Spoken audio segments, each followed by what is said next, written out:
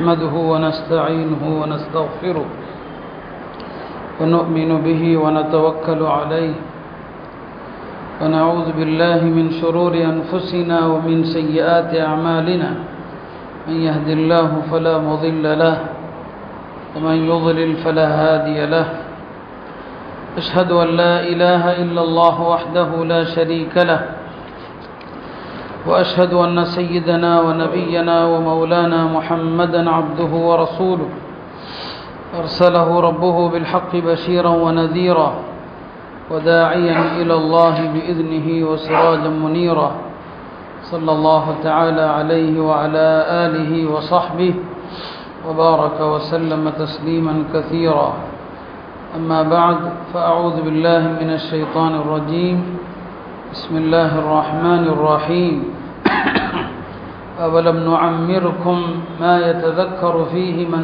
تذكر وجاءكم النذير فذوقوا فما للظالمين من نصير. கணியத்திற்குரிய அல்லாஹ்வின் நல்லடியார்களே,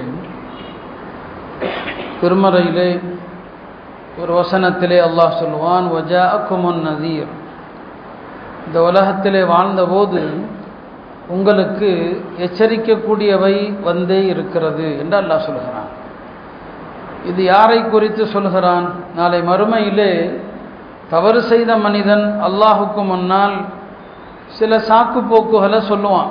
தான் செய்த தவறுகளுக்கு ஏதாவது ஒரு சாக்கு போக்கு சொல்லி தப்பிப்பதற்கு சொல்லும்போது தான் இந்த வசனத்திலே அல்லாஹ் இதை சொல்கிறான். வஜாஅக்குமுன் நதீர், நீ படிப்பினை பெறும் அளவிற்கு உனக்கு நாம் ஆயிலையும் கொடுத்திருந்தோம், உன்னிடம் எச்சரிக்கைகளும் வந்துதான் இருந்தன. ஆனாலும் கூட நீ அதையெல்லாம் பொருட்படுத்தாமல் உலகத்திலே மனம் போன போக்கில் வாழ்ந்தாய். இன்றைய தினம் இந்த வேதனையை நீ சுவைக்க வேண்டியதுதான் என்று அந்த வசனம் நம்மை எச்சரிக்கை செய்கிறது. அருமையானவர்களே, இந்த ஆயத்திலே சொல்லப்பட்ட நதீர், எச்சரிக்கையாளர் என்றால் என்ன கருத்து? குர்ஆன் விரிவுரையாளர்கள் பல விளக்கங்களை சொல்லுவாங்க. எல்லா விளக்கங்களுமே பொருத்தமானவை தான். சிலர் சொல்லுவாங்க குர்ஆன் தான் எச்சரிக்கையாளர். இந்த குர்ஆன் நம்மை எச்சரித்து கொண்டேதான் இருக்கிறது. அல்லாஹுடைய தண்டனைகள் குறித்தும் அல்லாஹுடைய வேதனைகள் எப்படியெல்லாம் வரும் என்பதை குறித்து எச்சரிக்கிறது. அல்லாஹுடைய வேதனைக்குரிய உள்ளான அந்த சமுதாயங்களுடைய வரலாறுகளை குர்ஆன் சொல்கிறது. எனவே குர்ஆன் ஒரு பெரிய எச்சரிக்கக்கூடிய வேதம் என்று சிலர் சொல்லுவாங்க. வேறு சிலர் சொல்லுவாங்க, எச்சரிக்கையாளர் என்று சொன்னால் நபிமார்கள் தான். நமக்கு எச்சரிக்கையாளர் யார்? நபி ஸல்லல்லாஹு அலைஹி வஸல்லம் அவர்கள் தான். உலகத்திலே பாவம் செய்தால் என்ன நடக்கும் என்று எச்சரிக்கை செஞ்சாங்க. சிலர் சொல்லுவாங்க, எச்சரிக்கை என்பது நரக பயம், உலகத்திலே வரக்கூடிய தண்டனைகள், அதுதான் எச்சரிக்கை என்று சில பேர் சொல்லுவாங்க. இப்போ பார்க்குறோம், இன்னைக்கு உலகத்தில் எவ்வளவோ எச்சரிக்கைகளை அல்லாஹ் காட்டிக்கொண்டு தான் இருக்கிறான். அமெரிக்காவிலே ஒரு பெரிய தீ விபத்து, அதனுடைய முழு செய்திகளையும் நான் படிக்கவில்லை.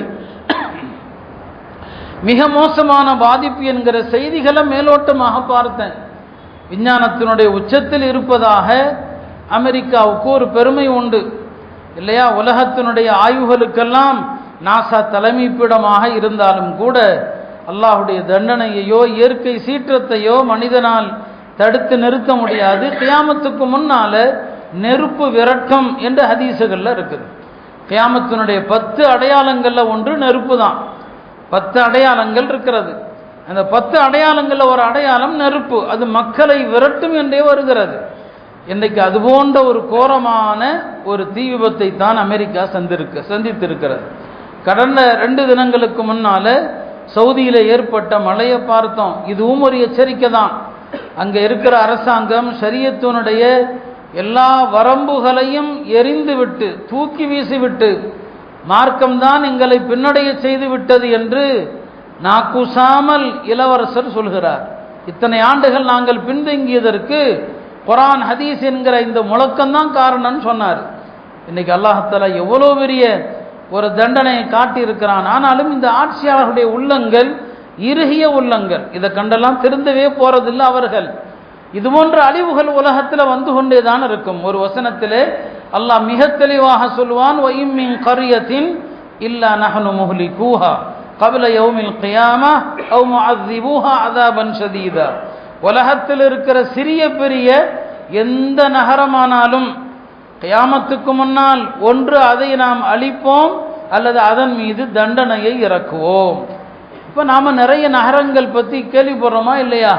நிறைய எழுதுறாங்க, பேசுகிறாங்க. சென்னை ஒரு காலத்தில் இருக்காது. சென்னைக்கு மாத்திரம் அல்ல, எல்லா நகரத்தையும் அல்லாஹ் சொன்னா வஇம்மின் கர்யா, எந்த நகரமானாலும் கியாமத்துக்கு முன்னால் அழியும் அல்லது தண்டனை சந்திக்கும். இதெல்லாம் எச்சரிக்கை.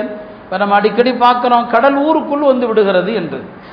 எவ்வளவு நாள் நம்ம பார்க்குறோம், நம்ம அதையெல்லாம் வெறும் செய்தியாக பார்க்கிறோமே தவிர அல்லாஹ் சொல்றான் நதீர், எச்சரிக்குது இல்லையா? லேசா உள்ள வந்த தண்ணி கொஞ்சம் அதிகமானா என்ன ஆகும்? ஒரு சுனாமியை நம்ம பார்த்தோமா இல்லையா?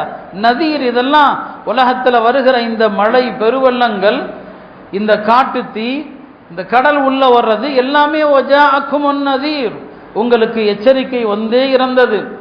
மனுஷன் எல்லா எச்சரிக்கையும் மறந்துட்டான். எச்சரிக்கை என்பதற்கு உலமாக்கள் இன்னொரு தஃசீர் செய்வாங்க. அது என்ன? உங்களை சுற்றி இருக்கிறவர்கள் சொந்தங்களா இருக்கலாம், நண்பர்களா இருக்கலாம், இவங்கெல்லாம் உங்க கண் முன்னால மௌத்தாகிறாங்க இல்லையா, இது எச்சரிக்கையா.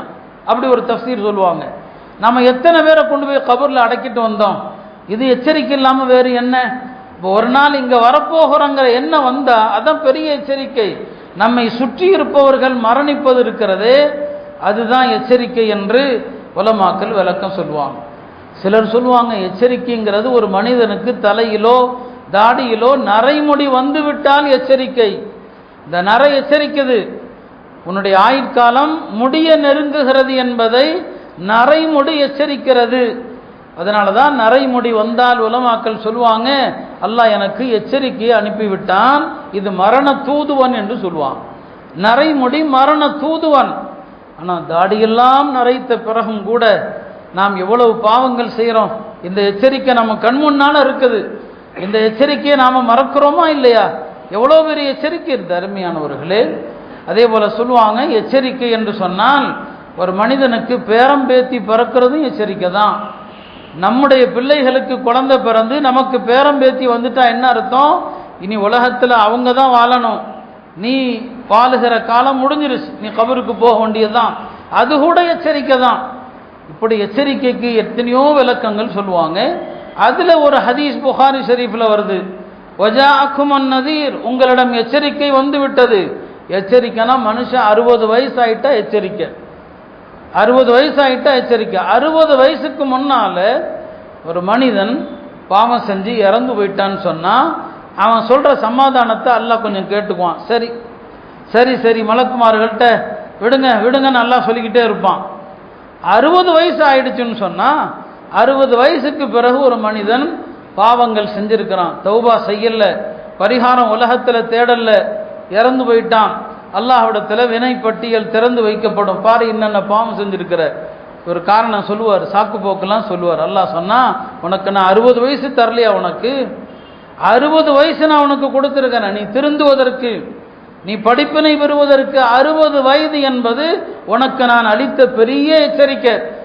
60 வயசுல நீ திருந்தலன்னு சொன்னா உன்னுடைய எந்த இதையும் நான் ஏற்றுக்க மாட்டேன்னு சொல்லுவான். அருமையானவர்களே, 60 வயசை தாண்டியவர்கள் நம்ம எவ்வளவு பேர் இருக்கிறோம், எவ்வளவு பாவங்கள் ஹராமான எத்தனை விஷயங்கள் நம்முடைய வாழ்க்கையில் இருக்குது.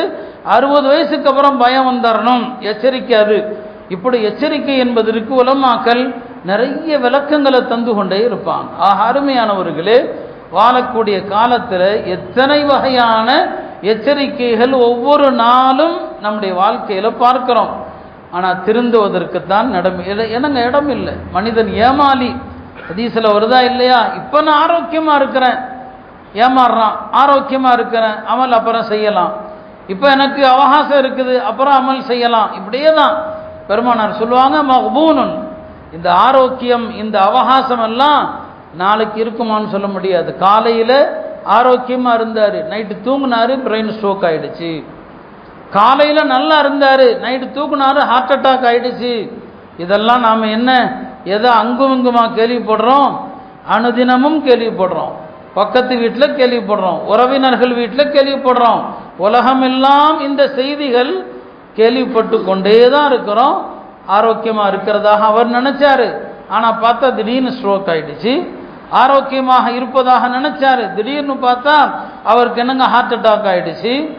இன்னைக்கு அவகாசம், நாளைக்கு அமல் செஞ்சுக்கலாம். மனுஷன் அப்படித்தானே ஏமாலியா இருக்கிறான். ரமதான் வருது, அமல் செய்யலாம் இல்லையா? நாளைக்கு இருப்போங்கிற எந்த நிச்சயமும் மனிதனுக்கு இல்லை. காலையை அடைந்தால் மாலை வரை இருப்போமா என்று எண்ணி விடாதே. நபி ஸல்லல்லாஹு அலைஹி வஸல்லம் அவர்கள் ஒவ்வொரு தொழுகையின் போதும் இது கடைசி தொழுகை என்ற எண்ணத்தில் தொழுமாறு சொன்னாங்க. சல்லி ஸலாத முவத்தியா, உலகத்திலிருந்து விடைபெறுபவன் எப்படி தொழுவானோ உங்களுடைய ஒவ்வொரு தொழுகையிலும் அப்படி தொழுங்கன்னு சொன்னாங்க. ஆக நம்மை நாமே ஏமாத்துகிறோம். அவகாசம், ஆயுள் எல்லாமே இருக்கிறது என்று ஏமாத்துறோம். எவ்வளவு ஆயுள் குறைவானவர்கள் கண் முன்னால் இறக்கிறத பார்க்கிறோம். திடீர் இறப்பு, காரணமில்லாத இறப்பு, விபத்துகளுடைய இறப்பு, எதிர்பாராமல் எதிலேயோ சிக்கி இறப்பு. மரணத்திற்கான காரணங்கள் ஒன்றா இரண்டா? அருமையானவர்களே, இவையெல்லாம் நம்மை சிந்திக்க வேண்டும். அல்லாஹ் உலகத்தில் எச்சரிக்கையை அனுப்பி கொண்டே தான் இருக்கிறான். எனவே தான் பெருமானார் ஸல்லல்லாஹு அலைஹி வஸல்லம் அவங்க காலையில் மாலையில் இந்த எண்ணத்தை நமக்கு உண்டு பண்ணிக்கிட்டே இருப்பாங்க. உலகம் போயிட்டே தான் இருக்குது. மகரிபுடைய நேரமானால் பெருமானார் ஸல்லல்லாஹு அலைஹி வஸல்லம் அவர்கள் ஓதிய நமக்கு கற்றுக் கொடுத்த ஒரு துவா இப்படியும் உண்டு. மாலையில் சூரியன் மறைகிற நேரமாகிவிட்டால் அல்லாஹும்ம ஹாதா இக்பாலு லைலிக், இறைவா இதோ இரவு முன்னோக்கி வருகிற நேரம். வ இதுபாரு நஹாரிக், பகல் பின்னே செல்கிற நேரம். வ அஸ்வாத்து துஆத்திக், உன்னிடம் துஆ செய்யக்கூடிய மக்கள் எல்லாம் குரல்களை உயர்த்துகிற நேரம். வ ஹுதூரு ஸலவாத்திக், உன்னுடைய தொழுகைக்கான நேரம். ஃபக்ஃபிர்லி, என் பாவத்தை மன்னிப்பாயாக. இந்த துஆ எதை உணர்த்துது? மாலை நேரமானால் இன்றைய பொழுது முடிகிறது, இரவு ஆரம்பிக்கிறது. இப்படித்தான் காலையிலும் மாலையிலும் ஒரு பொழுது கடப்பதை பாவமா நினைக்க முடிஞ்சு போச்சு, அவகாசம் முடிஞ்சிருச்சு. யாரெல்லாம் நான் தவறு செஞ்சிருக்கலாம், ஃபக்ஃபிர்லி, என் பாவத்தை மன்னிப்பாயாகன்னு சொல்லி ஹஜ்ரத் அலி ரலியல்லாஹு அன்ஹு அவர்கள் ஒரு முறை தன்னுடைய மக்களுக்கு உபதேசம் செஞ்சாங்க. தன்னுடைய மக்கள் கூட்டத்தை பார்த்து சொன்னாங்க, மக்களை அறிந்து கொள்ளுங்கள், அத்துன்யா முத்பிரா, துன்யா பின்னால போய்கிட்டே இருக்குது. வல் ஆகிரத்து முக்பிலா, ஆகிரத்து முன்னால வந்துகிட்டே இருக்குது. இந்த உலகத்தில் ஆகிரத்துக்காக வாழக்கூடிய மக்களும் இருக்கிறாங்க, துனியாவுக்காக வாழக்கூடிய மக்களும் இருக்கிறாங்க. நீங்க ஆகிரத்துக்காக வாழக்கூடிய மக்களாக ஆகிவிடுங்கள் என்று சொன்னாங்க. இப்போ இதுதான் சஹாபாக்கள் நமக்கு வாழ்ந்து காட்டிய வாழ்க்கை. இதுதான் இந்த உலகத்தில் நமக்கு அதுதான் இது. பெருமானார் ஸல்லல்லாஹு அலைஹி வஸல்லம் அவங்க ஒரு முறை சஹாபாக்களுக்கு சில நேரங்களில் பெருமானாருடைய போதனைகள், அவங்க உபதேசங்கள் வழியாக போதனை செய்கிற மாதிரி சில விஷயங்களை விளக்கியே காட்டுவாங்க. ஒரு நாள் நபி ஸல்லல்லாஹு அலைஹி வஸல்லம் அவங்க ஒரு கோடு போட்டாங்க, ஒரு சதுர கோடு போட்டாங்க.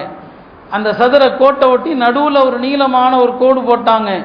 அந்த பக்கம் இந்த பக்கம் சின்ன சின்ன கோடு போட்டாங்க. சதுரத்துக்கு வெளியில ஒரு நீளமான கோடு போட்டாங்க. பிறகு சொன்னாங்க, நடுவில் இருக்கிற கோடு இருக்கிறதே அதுதான் மனுஷன். அவனுடைய வலது பக்கம் இடது பக்கம் இருக்கிற கோடுகள் இருக்கிறது, இதெல்லாம் அவனை சூழ்ந்திருக்கிற ஆபத்துகள். அவனை சூழ்ந்திருக்கிற ஆபத்து, எந்த ஆபத்து எப்போ வரும்னு தெரியாது. இந்த சதுரத்துக்கு வெளியில் இருக்கிற கோடு இருக்கிறது, இது மனிதனுடைய ஆசைகள். மனுஷன் ஆசைப்படுறான், 200 வருஷத்துக்கு ஆசைப்படுறான் மனுஷன். அவன் சம்பாதிக்கிறத பார்த்தா, வீடு கட்டுறதை பார்த்தா, வியாபாரம் செய்கிறது, காலையில் மாலையில் தூக்கம் இல்லாமல் சாப்பிடாம அவனுடைய உழைப்பை பார்த்தா 60 வருஷத்துக்கு வாழ்ற மாதிரி தெரியல. 600 வருஷத்துக்கு உழைக்கிறான். ஆசை, அதை இதை வாங்கணும். உலகத்தில் புதுசாக ஒரு கார் வந்தால் வாங்கணும், புதுசாக ஒரு பைக் வந்தால் வாங்கணும், ஆசைகள். ஆனால் இந்த ஆசைகளை அனுபவிக்கிறதுக்கு முன்னால் அவனுடைய தவணை முடிந்து விடுகிறதுன்னு சொன்னான். இதுதான் வாழ்க்கை. ஆசைகள் எக்கச்சக்கமாக இருக்குது, ஆனால் அதுக்கு முன்னால் மரணம் வந்து விடுகிறது. பெருமானார் ஸல்லல்லாஹு அலைஹி வஸல்லம் அவர்கள் இப்படியெல்லாம் நமக்கு அழகான முறையில் இந்த உலகத்தை நமக்கு காட்டினாங்க. எச்சரிக்கைகள் நிறைய வந்து விட்டது.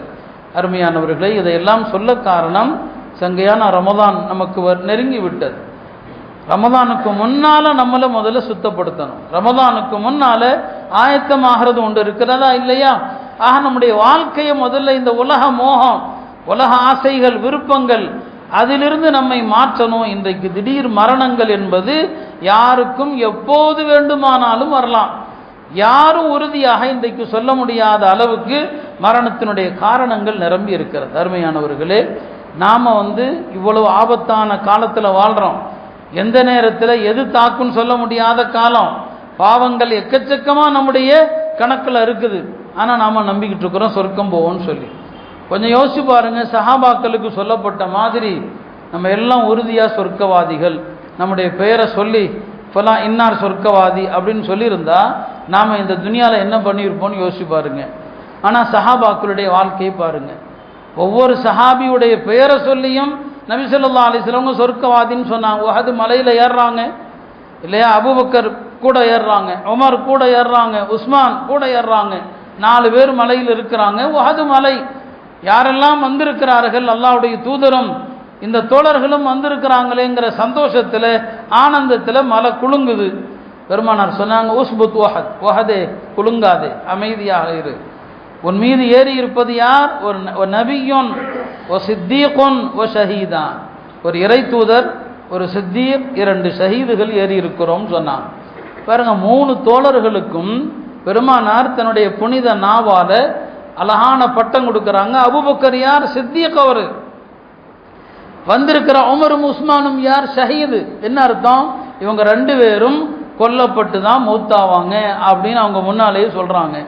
நம்மள யாரையாவது பார்த்து நீ தீனுக்காண்டி ஷஹீத் ஆயிடுவோப்பா அப்படின்னு சொன்னா ஐயோ ஏங்க அப்படி சொல்றீங்கன்னு பதறி போயிடுவோம் இல்லையா? யோசிச்சு பாருங்க, பெருமானார் அவங்க 2 பேர்த்தையும் தான் சொல்றாங்க ஷஹீத்.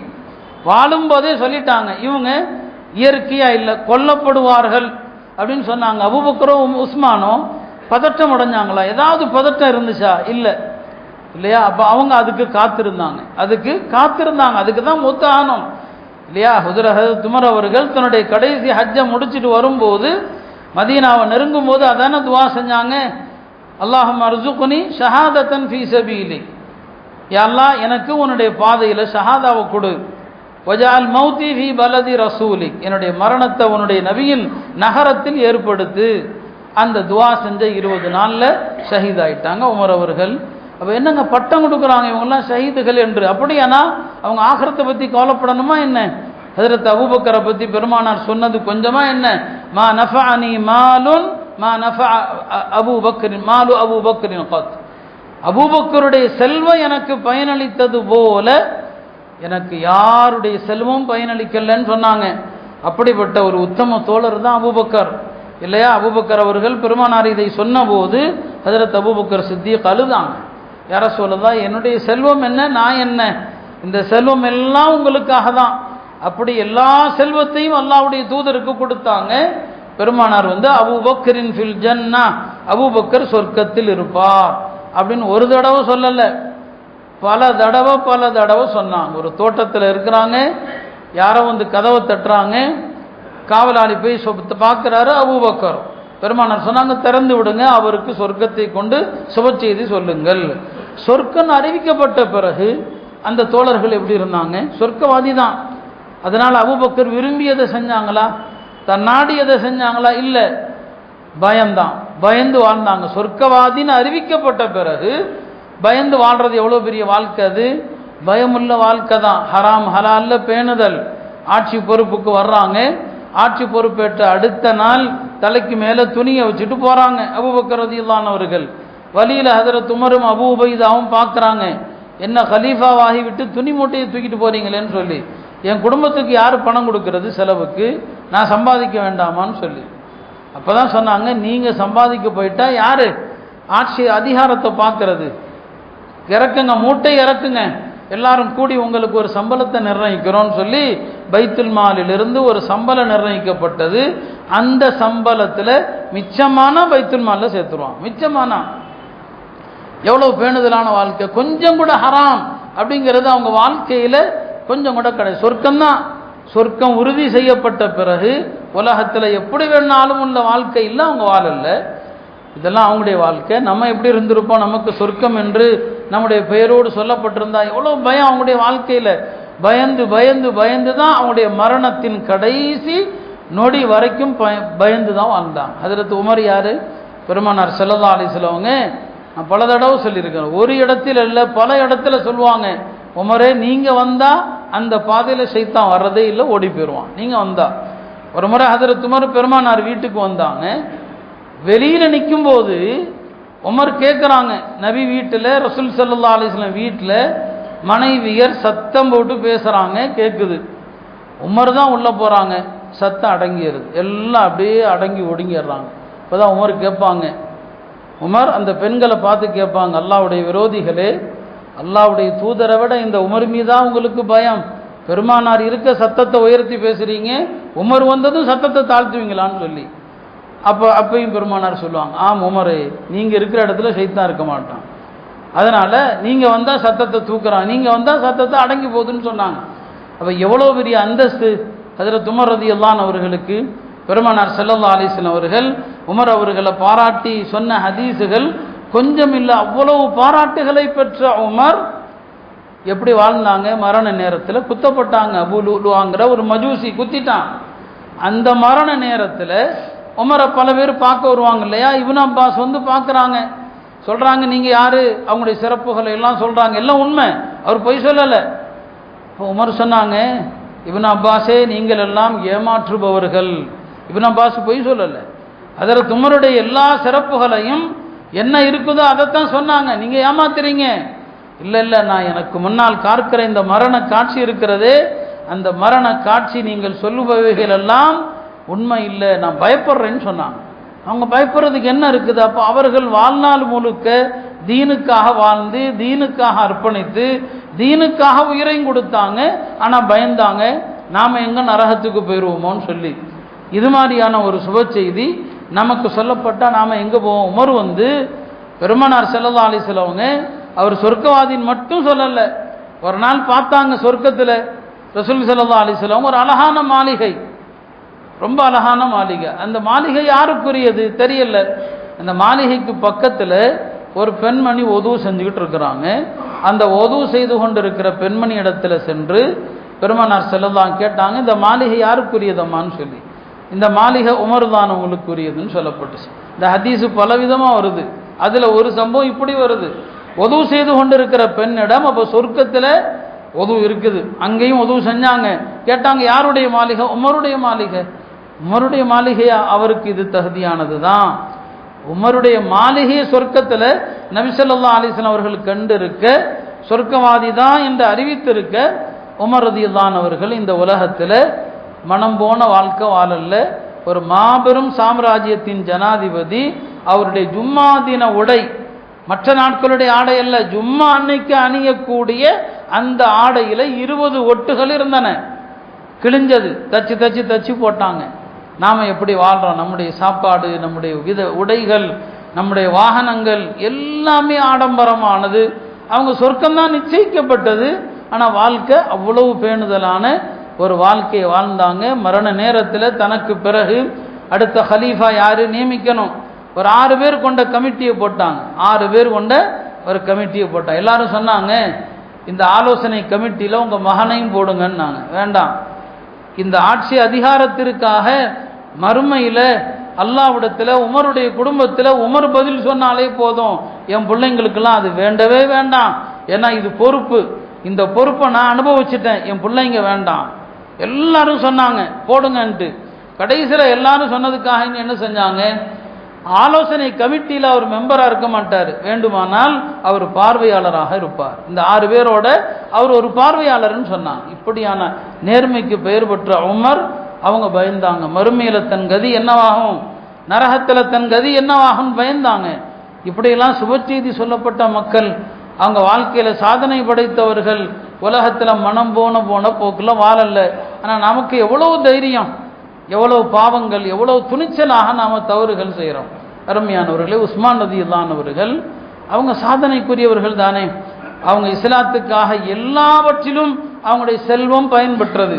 யாருடைய செல்வம் மார்க்கத்தின் எல்லா விஷயத்துக்கும் பயன்படுதோ அது பரக்கத்தான செல்வம். ஒரு ஊரில் ஒரு செல்வந்தர் இருக்கிறார்னா அவருடைய செல்வம் ஒரு பள்ளிவாசல் கட்ட பயன்பட்டிருக்க வேண்டும். ஒரு செல்வந்தர் இருக்கிறார்னா அவருடைய செல்வம் ஒரு மதரசாவுக்கு பயன்பட்டிருக்கணும். அவருடைய செல்வம் யத்தீம்கள் ஃபக்கீர்களுக்கு பயன்பட்டிருக்கணும். முஸ்லிம்களுடைய கல்வி கூடங்களுக்கு பயன்பட்டிருக்கணும். என்னென்ன நலவுகள் இருக்கிறதோ அத்தனைக்கும் அவருடைய செல்வம் பயன்பெற்றால் பரக்கத்தான செல்வம். வரலாற்றில் ஹஜ்ரத் உஸ்மானுடைய செல்வம் அப்படிப்பட்ட செல்வம் தான் இல்லையா. மஸ்ஜித் நபவிக்கு இடப்பற்றாக்குறை, மஸ்ஜிதை ஒட்டி கால்நடைகள் கட்டக்கூடிய ஒரு தொழுவம் இருக்குது. ஒட்டகம் ஆடெல்லாம் கட்டுவாங்க. அந்த தொழுவும் அதிகமான விலையில் விற்கப்படுது. பெருமானார் ஸல்லல்லாஹு அலைஹி வஸல்லம் அவர்கள் உஸ்மானை தான் கூப்பிட்டாங்க, இந்த தொழுவத்தை வாங்கி பள்ளிவாசலில் கொடுத்துருங்களேன், அதனுடைய கூலி உங்களுக்கு இருக்குது. உஸ்மான் சொன்னாங்க, வாங்கிடுறேன். 20,000 அல்லது 25,000 அந்த காலத்து ரூபாய், அது வெள்ளி அல்லது தங்க காசு 25,000 ரூபா கொடுத்து என்ன செஞ்சாங்க, வாங்கினாங்க. பெருமானார் சொன்னாங்க, இந்த இடம் இந்த கூலி உங்களுக்கானது. பள்ளிவாசலுக்கு இடம் வாங்கி கொடுத்தார். ஆனால் பள்ளிவாசலுக்கு இடம் வாங்கி கொடுத்த உஸ்மான் அவர்கள் அவங்க கடைசி நேரத்தில் அந்த மஸ்ஜிது நபவிக்குள்ள அவர்களை விடமாட்டேன்னு சொன்னாங்க. இப்போ தான் சொன்னாங்க, என்னையப்பா விட மறுக்கிறீங்க, இந்த பள்ளிக்கு இந்த இடத்த வாங்கி கொடுத்ததே நான் தான். இப்போ என்ன அர்த்தம், நாம் செஞ்சாலும் நமக்கு சோதனை வரும், நாம் பாடுபட்டிருப்போம், அர்ப்பணிப்பு செஞ்சிருப்போம், ஆனால் சோதனை வரும். அதை தான் சொன்னாங்க, இந்த இடமே நான் தான் வாங்கி கொடுத்தேன்னு சொல்லி. முஸ்லிம்களுக்கு தண்ணீர் இல்லையா மதீனால, ஒரு யூதனுக்கு சொந்தமான கிணற முஸ்லிம்களுக்காக வாங்கி கொடுத்தாங்க.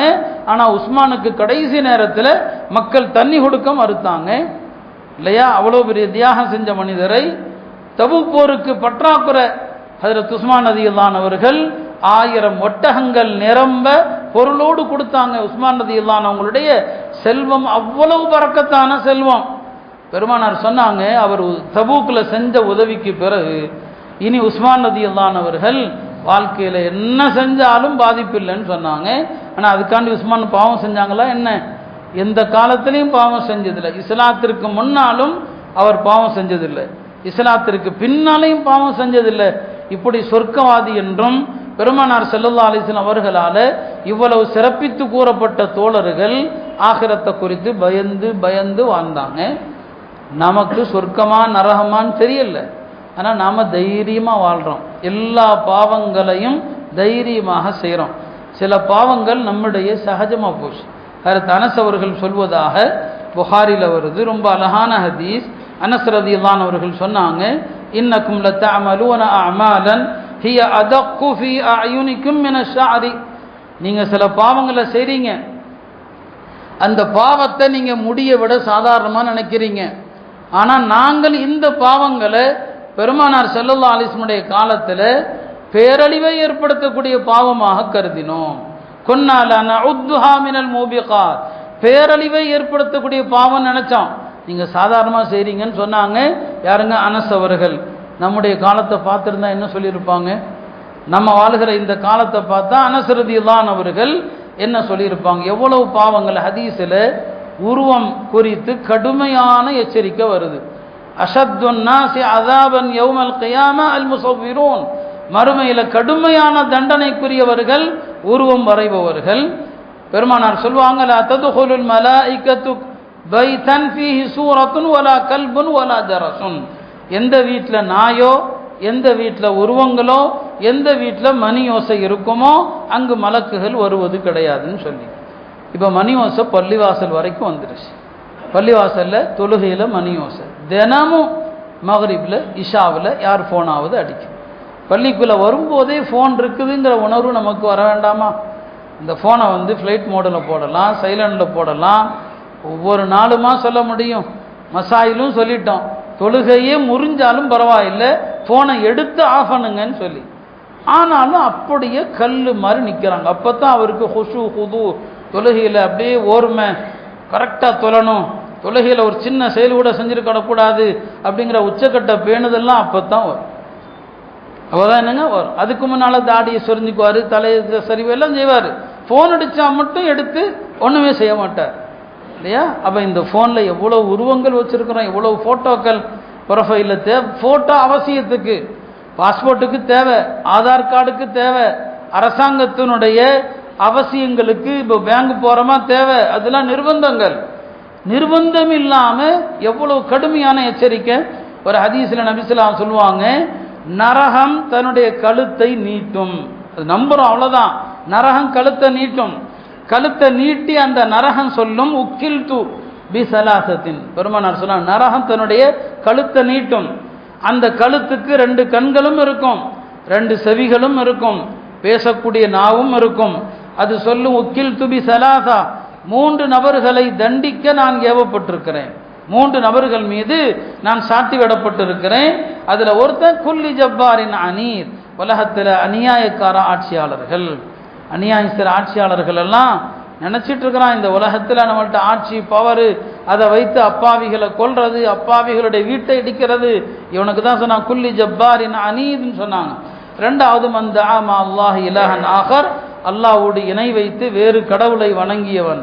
மூன்றாவது அல் முசவ்விரீன், உருவம் வரைந்தவர்கள். அப்போ இன்னைக்கு உருவம் ஃபோட்டோ எல்லாத்தையும் ஃபோட்டோ எடுக்கிறது, எல்லாத்தையும் கணக்கு வழக்கே இல்லை, பயமே கிடையாது இல்லையா? இந்த ஃபோனில் மட்டும் ஃபோட்டோ எடுக்கலாங்கிறதுக்கு என்ன மார்க்கத்தில் என்ன ஆதாரம் இருக்குது, அடிப்படை இருக்குது? அருமையானவர்களே, இதைத்தான் ஆனால் சொன்னாங்க, சில பாவங்களை முடிய விட லேசாக நினைக்கிறீங்க, நாங்கள் அந்த பாவங்களை பேரழிவை ஏற்படுத்துகிற பாவமாக கருதணும்னு சொல்லி. அப்போ ஃபோட்டோங்கிற பாவம் அது இன்றைக்கு நம்மிடத்தில் ரொம்ப சாதாரணமாக இருக்குது. அப்போ பாவங்கள் குறித்து பயம் இல்லை. ரசூல் ஸல்லல்லாஹு அலைஹி சொல்லுவாங்க, கைஃப அன்அம், நான் எப்படி சுகபோகமாக வாழ முடியும்? நான் வாழ்கிறோம் இல்லையா? அவங்க சொன்னாங்க, எப்படி நான் சுகபோகமாக வாழ முடியும்? சூர் ஊதக்கூடிய மலக் சூரை வாயில வச்சிட்டார் சரிங்களா? வாயில வச்சிட்டார். அல்லாஹ்வுடைய ஆணைக்கு காத்திருக்கிறார், எப்போது வேண்டுமானாலும் ஊத போகிறார். உலகம் அந்த முடிவு நிலைக்கு வந்துருச்சு. நாம் வாழுகிற காலத்தில் நான் ஏற்கனவே சொல்லியிருக்கிறேன், உலகம் கிழட்டு பருவத்தில் இருக்கிறது. ஆதம் அலைஹிஸ்ஸலாமுடைய காலத்தில் உலகம் குழந்தை பருவமாக இருந்தது இல்லையா? நமக்கு முன்னால் வாழ்ந்தவர்கள் காலத்தில் அது இளமை பருவத்தில் இருந்துச்சு. இந்த உம்மத்துடைய காலத்தில் இது கடைசி உம்மத்து, இனி கியாமத்து தான், இனி நபி இல்லை. இப்போ உலகம் கிழட்டு பருவத்தில் இருக்குது. இந்த கிழட்டு உலகத்தை தான் நாம் ரசிக்கிறோம். இதுக்காக தான் நமக்கு இடையில் போட்டி பொறாமைகள், சண்டைகள், அடிதடிகள். சொன்னாங்க, இந்த உலகத்தை நான் எப்படி ரசிக்க முடியும்? சூர் ஊதக்கூடிய மலக்கு சூற வாயில வச்சிட்டாருன்னு சொன்னாங்க. அருமையானவர்களே, அல்லாஹுடைய தூதரவர்களும் அவங்களுடைய உத்தம தோழர்களும் இந்த அளவுக்கு நரகத்தையும் ஆகிரத்தையும் பயப்படுறாங்க. உலக வாழ்க்கையில பேணுதலா இருக்கிறாங்க. நாம எல்லா பாவமும் செய்து விட்டு எந்த பயமும் இல்லாமல் இருக்கிறோம். இதே நிலையில மரணம் வந்தா நம்முடைய நிலைமை என்ன என்று யோசிப்பதில்லை. எனவே ரமதானுக்கு முன்னால் பாவங்களிலிருந்து தௌபா செய்வோம். இந்த மாதிரியான சின்ன பெரிய பாவங்கள், சிறிய பாவங்கள் அத்தனை விடுங்க. தேவையில்லாமல் போட்டோ எடுக்காதீங்க. இப்படிதான் குழந்தைகளுடைய போட்டோ வைக்கிறது ப்ரொஃபைல்ல. அந்த குழந்தையினுடைய போட்டோவை லட்சக்கணக்கான மக்கள் பார்க்குறாங்க, அதில் கந்திஷ்டி படும். அந்த குழந்தைக்கு வரக்கூடிய அத்தனை முசீபத்துகளுக்கும் காரணம் அதுதான். என்ன தேவை இருக்குது? இந்த குழந்தையை வைக்க வேண்டிய அவசியம் என்ன இருக்குது? எனவே தேவையில்லாத காரியங்கள் என்று ஒரு பக்கம், பாவம் என்பது ஒரு பக்கம். இந்த பாவங்களில் இருந்தெல்லாம் நம்ம மீண்டு அல்லாட்ட தூய்மையானதான் அல்லாஹ் நம்முடைய தௌபாக்களை ஏற்றுக்கொள்கிறான். பாருங்க, மக்கா மதீனா உட்பட எல்லா இடங்களிலும் சினிமா தியேட்டர்களும் ஆபாசங்களும் வந்து விட்டதனுடைய விளைவு தான் அங்கேயே அச்சுறுத்தக்கூடிய இடி மழை பெஞ்சிருக்குன்னு சொன்னால் உலகத்தில் அதுதான் அமைதி நகரம், பாதுகாப்பு நகரம். அங்கேயே அதாபு இறங்குற அளவுக்கு பாவம் நடக்குதுன்னா அல்லாஹ்வுடைய கோபம் எந்த அளவுக்கு இருக்குன்னு யோசிச்சு பாருங்க. அல்லாஹ் பாதுகாக்கணும். உலகம் அத்தகைய ஆபத்துகளை தான் எதிர்நோக்கி இருக்கிறது. எல்லாம் அல்ல அல்லாஹ் எல்லா பாவங்களிலிருந்தும் மீண்டு ரமலானுக்கு முன்னால் தூய்மை அடைந்து ரமலானில் ஒப்புக்கொள்ளப்பட்ட நல்லறங்கள் செய்கிற தௌஃபீகை தந்துடுவானாக. உலக முஸ்லிம்கள் அனைவருக்கும் அமைதியான பாதுகாப்பான வாழ்க்கையை தருவானாக. ஆஹிரு தஅவானா அனில் ஹம்துலில்லாஹி.